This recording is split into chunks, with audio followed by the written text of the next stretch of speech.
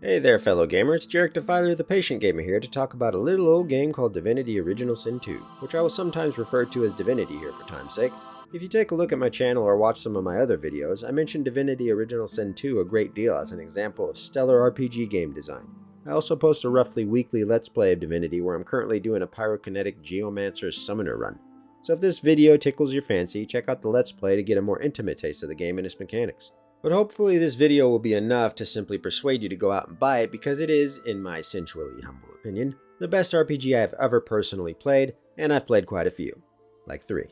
Developed and published by Larian Studios back in 2017, Divinity Original Sin 2 smashed its way onto the scene of CRPGs by selling over 1 million copies in the first 2 months, and ever since, it's been a household name for RPG fans worldwide. This was quite a feat given that CRPGs aren't a particularly mainstream subgenre of the RPG realm.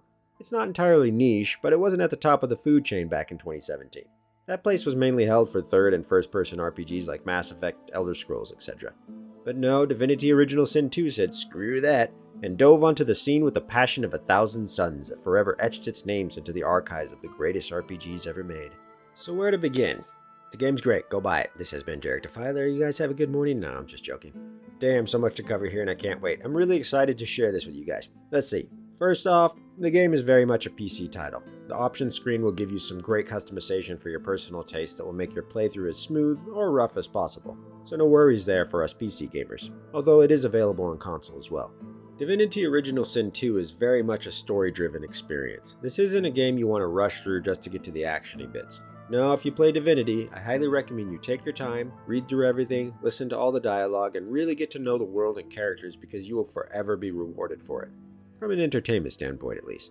Hell, maybe even do the easiest difficulty on your first playthrough so you can just immerse yourself in the story and learn the mechanics. Because once you're done, you're going to want to go back for another playthrough. The writing is so insanely good that, as someone who writes stuff myself, I'm rather inspired by the skills of the writers and hope to be on a level just as half as good as they are one day. From the dialogue, narrator, and side quests to the overall story arc, the writing is just top-notch throughout. There isn't any filler, all the quests are interesting and meaningful, a great deal of the smaller side quests may have impact on your character, or the story further on down the road, and many consequences can be had based on your decisions. In Divinity, choices really do matter most of the time. Not always, but most of the time. You can miss entire areas or never see certain characters in an entire playthrough depending on your choices. Player agency at its finest. Check out my previous video on that if you wish. And the writing will change with every playthrough depending on how you approach said quests, and it all starts at the character creation screen. Divinity Original Sin 2 gives you the option to play 4 of 6 main title characters at a time, your own custom-made character, or a combination of all. For instance, you can play 3 title characters and 1 custom, or 2 custom and 2 title characters, 1 title, 3 custom, etc, etc.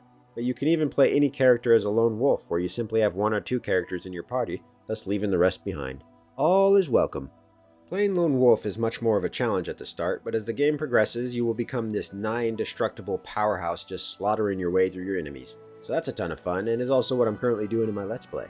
That said, on your first playthrough, I would recommend playing the title characters so you can get the full Divinity RPG experience. Each title character is truly unique in their personalities and interactions with the game's world. Each one's story is heavily integrated into various aspects of the main story arc, but also in a variety of side quests and plotlines that are just as equally good as the main story. The complexity of the writing is just jaw-dropping. You have the Beast, a dwarf pirate rogue trying to right a wrong, Ifin, a jaded, skilled mercenary on a mission, Sabil, a trained assassin trudging along on the road of revenge, Fane, well, I don't want to spoil it. Let's just say he's been around and is trying to find some things that he lost. Losi, an unfortunate soul and performer carrying a dark passenger, or passengers. And lastly, my personal favorite, the Red Prince, an exiled lizard of royal blood that took part in some naughty fun with beings of the demonic persuasion. I can relate, being that my wife is Honduran and a fiery one at that. Once you get to know these characters and follow their stories, you become enthralled. They are so well written you would think this came out of a George R.R. Martin novel rather than a video game. Each brings so much to the table and in different ways that it grabs your attention and never lets go.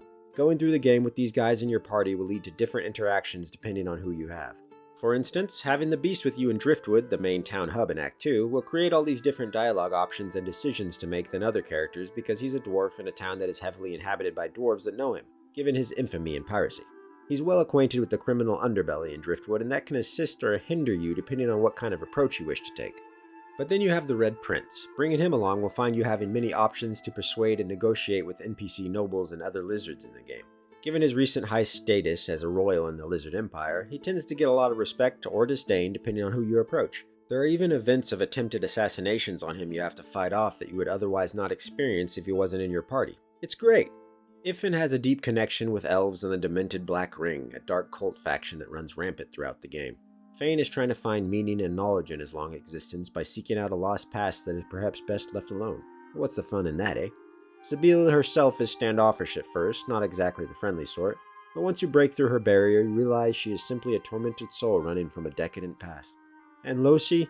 I have to be honest, she's the only one I have yet to do a full playthrough on despite my over 750 hours in the game, so I can't say much about her, but she's definitely going to be in my next playthrough. As you progress with these characters, you can choose to befriend them, abandon them, betray them, kill them, treat them like they're just slaves to serve you, or you can even go so far as to develop romances with them. The sky's the limit, but one thing is certain, like in the Mass Effect trilogy, once you get to know them and become immersed in the game, you will never look at NPC companions the same when it comes to story and character-driven RPGs. Truly fantastic character writing and design here, just, chef's kiss and all that. Alright, enough gushing about the narrative. What is the actual gameplay like? Well, it's amazing. Virtually flawless, no joke. Divinity's turn-based combat system is perhaps one of the most complex and intricate systems I have ever had the pleasure to experience. For starters, there is no limitations on how you build your characters outside of simply not having enough points to invest.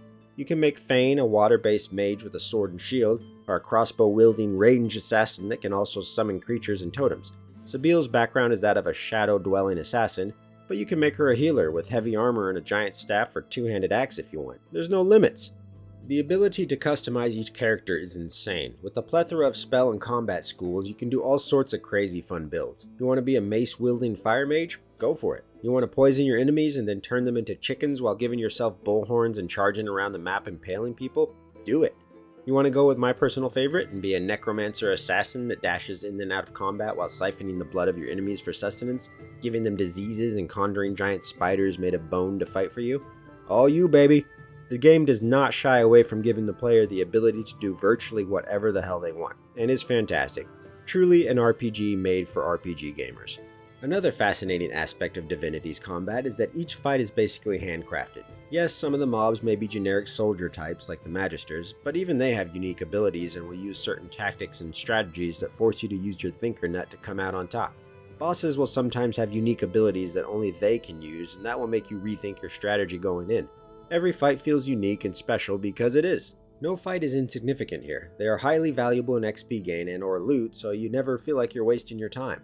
And XP is very important in Divinity. It's not something trivial. The average playthrough will see you ending at around level 20, so getting as much XP as possible is always a priority. Also, level differences in combat is very significant. Fighting enemies 1 or 2 levels above you can be quite the challenge because they will have much greater health and armor pools. Speaking of armor, the game sports 2 types, magical and physical. Naturally, physical armor blocks attacks done with weapons or if an enemy just smacks you with their hands. Magic armor blocks pretty much everything else, but this system is a lot more complex than on face value. Each armor type also blocks status effects of any given attack, so long as you have enough armor to do so. For instance, if you're hit with a fire attack, your magic armor will take the hit and you'll be fine. However, if you don't have a sufficient amount of magic armor to cover the attack, the fire will hit your person and you will then start burning. This is true for all magical and physical attacks.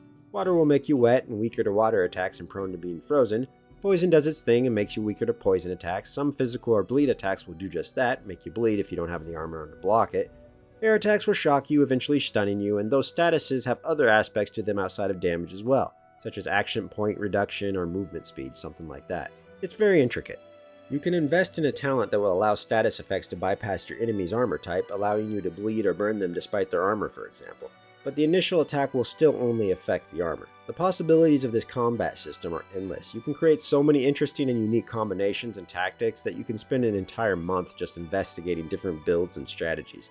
For the creative and innovative, Divinity's combat system is a sandbox imagination fest of ripe possibilities. But it doesn't end there, no siree. You also have a robust environmental system within combat. The game uses ground and cloud surfaces to spice things up in fights, so there may be various barrels littered throughout the combat area, for instance. You can use those to your advantage. You can shoot them to spill oil or poison throughout the floor and then lighting it on fire to not only poison or slow your enemies, but depending on the barrel type, you can also burn them alive while doing so. Smashing some water barrels on the ground and then freezing them to create slick surfaces is always fun, as it will cause your enemies or yourself to slip and fall, thus missing a turn. You can also roast that pool of water with fire and create a cloud which you can then electrocute, making these shock zones where if anyone walks through them, they take lightning damage. Or you can just electrify the pool of water to shock and stun people if you want. It's insane and oh so awesome. But keep in mind that the game doesn't coddle you, it treats the player like an adult. So all these actions can in fact affect you as well if you're not careful. But you can save yourself generally. You can use water to douse fire, water to push away oil, fire to burn poison pools, etc. Tons of options to handle each situation. And to top it off, there are upgraded versions of each elemental type. It's called Cursed or Necro versions. So Necrofire will burn you even harder and you can't use water to put it out. Cursed Water will freeze you on contact if you don't have enough magic armor. Cursed Blood will make you bleed. Cursed Poison will melt away your physical armor with acid and more. So when you think you got it all figured out, the game throws that in there and you have to use that brain meat to handle these new circumstances. Love it! The quest level and map design are something akin to the older Deus Ex titles, where you will have multiple avenues of approaching any given area depending on your skills. For instance, in Act 1 there is a jail underneath Fort Joy that you may visit. If you specialize in lockpicking, you can just pick the lock and sneak in, or you can go a hidden way and find a secret lever on a certain statue that will open up a secret door. Or you can go the back way through a cave filled with a retinue of fiery slugs waiting on their queen.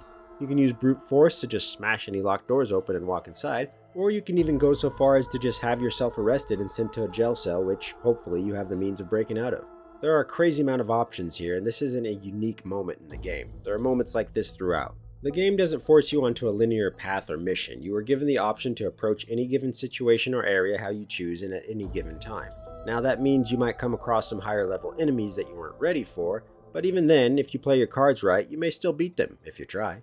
I'll keep saying it, player agency at its finest. The game's world is truly amazing as well. The story leads to some ramping up as the 4 acts progress, and the world contributes to this nicely. As far as Act 1, you will hear of one of the world's major capital cities, Arx, being this wondrous, bustling place of beauty.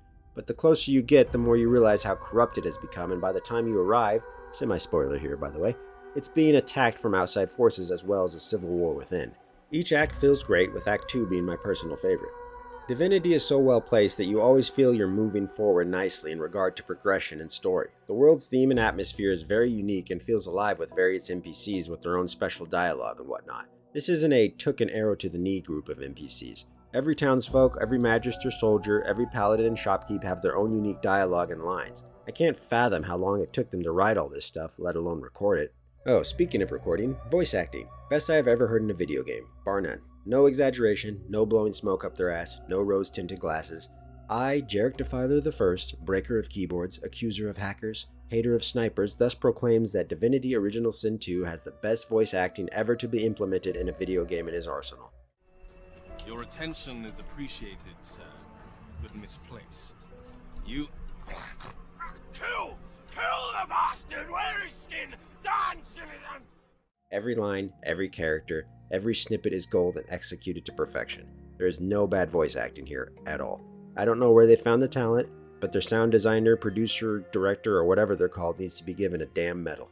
Which brings me to my last point, and one of my favorite things when it comes to video games, the soundtrack. If you're like me and are a big fan of video game soundtracks, be sure to check out the first video I ever put out on YouTube entitled Highly Recommended Video Game Soundtracks for some discussion on more awesome soundtracks. Yeah, re-upload has better audio and timestamps for your information, but as far as Divinity goes, the soundtrack is stunning. Composed by Borislav Slavov, I am undoubtedly butchering that as I don't speak Japanese, the Divinity Original Sin 2 soundtrack boasts an eclectic fantasy vibe that sinks you deep into an enchanted realm of elves and sorcerers with the occasional whimsical dance of dwarves and sauntering through magical forests along rivers of blue. Not much criticism to be had here, as Slavov knows very well how to capture the essence of Divinity and empower it with his music.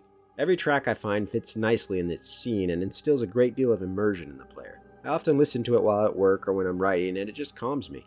Worth a listen to on its own, and I look forward to Borislav Slavov's work in Baldur's Gate 3 once it's finished. So if you haven't noticed, ladies and gentlemen, I adore Divinity Original Sin 2. I consider it to be one of the greatest RPGs ever made, and in my experience, the most flawless. I really can't think of any negatives about it outside of a couple bugs here or there that aren't even reproducible. If I had to pull teeth, I would say that the memory stat you can invest in on your character leaves a little bit to be desired, as all it really does is allow you to have more castable ability slots on your hotbar, while contributing not really anything else.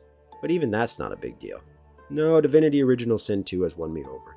It's my most played game on Steam, surpassing that of titles such as Mountain Blade Warband, Skyrim, Civ 5, and even Kenshi for crying out loud.